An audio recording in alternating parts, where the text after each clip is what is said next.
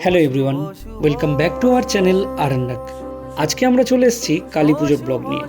আর এই বছর কালী পুজোয় আমরা কোথায় কোথায় ঠাকুর দেখতে গেছিলাম, কী কী প্যান্ডেল আমরা দেখেছি, সেই সমস্ত কিছুই আজকে শেয়ার করব। প্রত্যেক বছর কালী পুজোয় আমরা নৈহাটিতেই যাই, কিন্তু এইবার একটা নিউ জায়গাকে এক্সপ্লোর করলাম। অনেকদিন ধরেই শুনছি ব্যারাকপুরের মনিরামপুরে নাকি খুব সুন্দর কালী পুজো হয়, তাই এইবার হঠাৎ করে প্ল্যান করা হলো যে আমরা মনিরামপুরেই ঠাকুর দেখতে যাব। তাই অফিসের পর আমি, অঞ্জলি, মধু আর অরুণব চারজন মিলে চলে গেলাম মনিরামপুরে ঠাকুর দেখতে। ঠিক যেমনটা লোকের মুখে শুনেছিলাম যে এখানকার ঠাকুর খুব ভালো হয়, ঠিক তেমনটাই আমরা গিয়ে দেখতে পেলাম। প্রত্যেকটা প্যান্ডেল অন্যটার থেকে অনেকটা আলাদা এবং প্রত্যেকটা প্যান্ডেলই নজর কাড়া।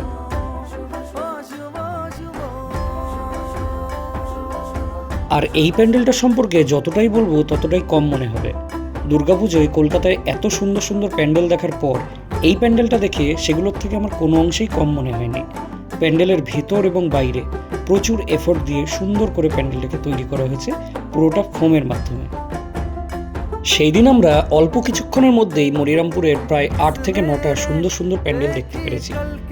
এইখানকার প্যান্ডেলগুলো বেশি দূরত্বে নয়, একটার থেকে অন্যটা অনেকটাই কাছে, তাই আমরা অল্প কিছুক্ষণের মধ্যেই পুরো মনিরামপুরের প্যান্ডেলগুলো দেখতে পেরেছিলাম। আর আমরা প্যান্ডেল হপিং শুরু করেছিলাম রাত্রি 10:45টার সময়, কিন্তু লোকের ভিড় দেখে একবারও মনে হচ্ছিল না এতটা রাত হয়ে গেছে।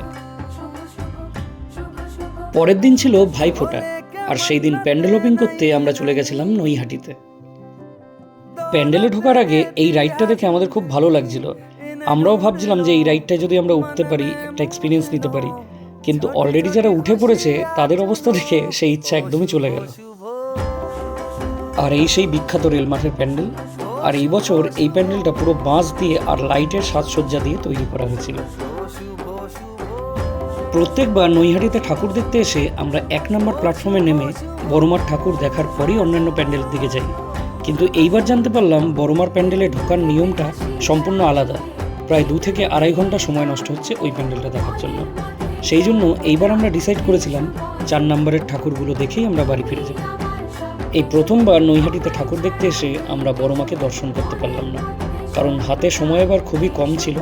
তাই 4 নম্বরের দিকের ঠাকুরগুলো দেখেই আমরা আজকের প্যান্ডেল হপিং শেষ করলাম।